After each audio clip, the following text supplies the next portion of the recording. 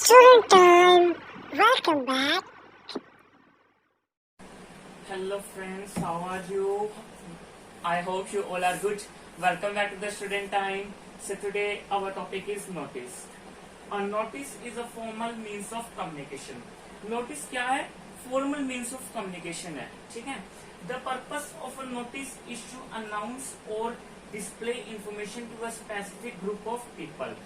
Notice का purpose क्या है मेन? कि हमने अगर नोटिस लिखना है तो जैसे हमने काफी सारी ग्रुप ऑफ पीपल्स को कोई भी इंफॉर्मेशन देनी है तो हम किसके थ्रू दे सकते हैं?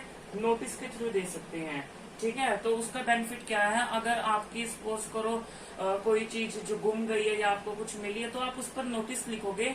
अगर वही चीज आपके कोई और पर्सन को मिली है तो वो क्या करेगा? आपका नोटिस को रीड करके आपको वो चीज दे देगा, ठीक है? तो ये बेनिफिट है हमारे नोटिस राइट करने का। और notice is written subject related to. अब जो हमारा नोटिस है वो कौन से सब्जेक्ट से रिलेटेड हो सकता है? Lost and found. हमारी कोई चीज जो है वो गुम गई है या हमें कोई चीज मिली है तो आप उस पर नोटिस लिख सकते हो। सपोज करो आपकी रिस्ट वॉच, अगर वो आपकी क्या है गुम गई है तो आप उस पर नोटिस लिख सकते हो। अगर आपको फाउंड के एग्जांपल ले लो आप, अगर आपको कहीं से मनी मिली है तो आप उस पर नोटिस लिख सकते हो। नोटिस हम कहाँ यूज होता है नोटिस पर? देखिए हमारे हॉस्पिटल्स में, हमारे स्कूल में, कॉलेजेस में, जुडिशियल कोर्ट्स में, ठीक है? तो इन प्लेसेस पर हमारे नोटिस का यूज होता है। Second point, appeals and event. हमने कोई भी अपील करनी है या फिर कोई भी इवेंट, हम हमारे स्कूल या फिर हमारा कॉलेज कोई भी इवेंट को ऑर्गेनाइज कर रहा है तो आप क्या करोगे? नोटिस को राइट करोगे, ठीक है? तो जिससे क्या होगा?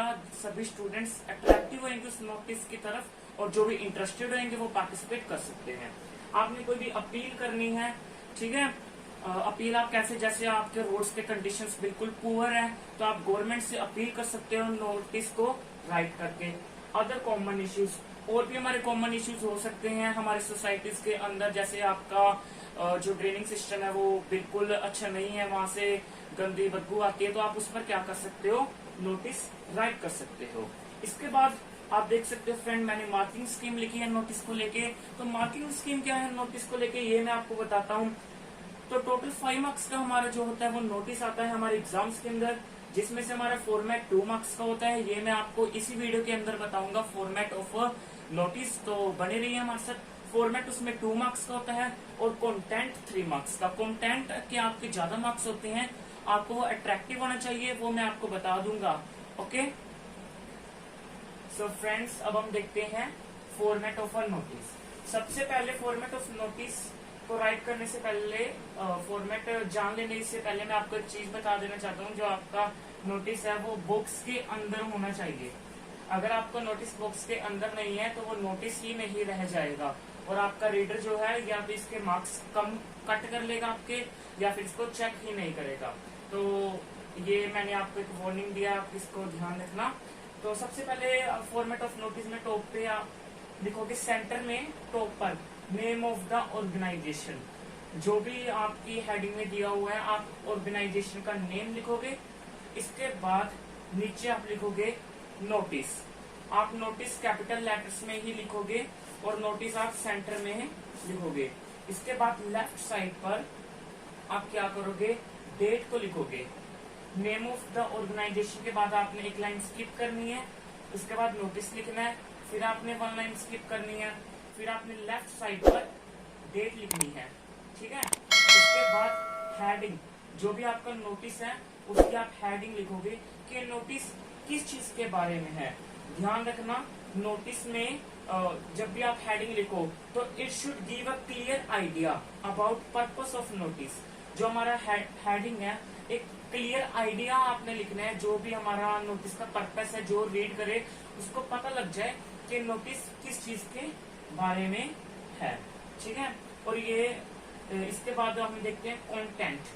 ये मैंने बताया था कंटेंट आपका 3 मार्क्स का होता है। तो ये अभी तक का जो था हमारा फॉर्मेट था, इसके आपको 2 मार्क्स मिलते हैं। इस चीज के आपको 2 मार्क्स मिलते हैं, ठीक है? और ये जो हमारा कंटेंट है इसके आपको मिलेंगे 3 मार्क्स। कंटेंट लिखना है आपने। कंटेंट में आपने जो भी इंफॉर्मेशन लिखनी है वो बिल्कुल आपने ब्रीफ में लिखनी है। और आप कंटेंट में स्टार्टिंग कैसे कर सकते हो, ऑल द स्टूडेंट और रेजिडेंट। अगर आप स्कूल और कॉलेज में लिख रहे हो तो आप ऑल द स्टूडेंट्स लिखोगे। अगर आप सोसाइटी के पीपल हो और आपने लिख रहे हो तो आप लिखोगे ऑल द रेजिडेंट। उसके बाद आप लिखोगे hereby inform that, all the student और resident hereby inform that. उसके बाद जो भी आपका टॉपिक है आप वो लिखोगे, ठीक है। तो कंटेंट आपने ब्रीफली में लिखना है। इसके बाद अंडरसाइंड, आपने अपना नेम लिखना है और आप किस पोस्ट पर हो। जैसे आप सेक्रेटरी हो अपने उसके सोसाइटी के तो आप वो लिखोगे। अगर आप क्लास के मॉनिटर तो आप क्लास लिखोगे। अगर आप फ्लोर के हेड बॉय तो आप हेड बॉय लिखोगे। इसके बाद वो देखिए आप सोच रहे होंगे कि क्या लिखा है, व्हाट, व्हेन, वेयर, हु, हुम। तो देखिए जब भी आप अपना कंटेंट लिखो तो 5 थिंग्स उसमें होना बहुत जरूरी है। व्हाट, क्या, व्हेन, कब, वेयर, कहाँ, हु, कौन, हुम, किसको। तो ये 5 थिंग्स होना बहुत ही जरूरी है जब भी आप कंटेंट लिखो। तो फ्रेंड्स ये था हमारा फॉर्मेट ऑफ नोटिस। तो फ्रेंड्स अब हम चलते हैं पॉइंट्स टू रिमेम्बर की ओर। इसका बेनिफिट ये है जब भी आप नोटिस को राइट करने लगो आप कुछ पॉइंट्स माइंड में रिमेम्बर हो जाए। A notice should be written inside the books. जो आपका नोटिस है वो बुक्स के अंदर होना चाहिए, जैसे कि मैंने आपको फॉर्मेट में बताया। Second point, the word notice should be mention. आपने वर्ड एक नोटिस जो मैंने आपको बताया सेकंड नंबर पर मेंशन नोटिस जरूर करना है। Third point, the message of the notice should B brief and clear. जो भी आप नोटिस में मैसेज देना चाहते हो वो आपका ब्रीफ और क्लियर होना चाहिए एकदम, ठीक है।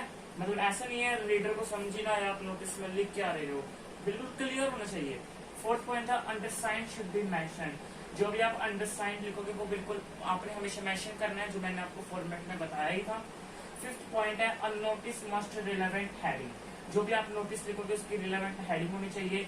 सिक्स पॉइंट है डू नॉट डू कटिंग। आपने कटिंग बिल्कुल भी नहीं करनी है। तो फ्रेंड्स यही हमारा फॉर्मेट ऑफ अ नोटिस खत्म होता है। आपको मेरी ये वीडियो कैसी लगी प्लीज कमेंट करके बताइए।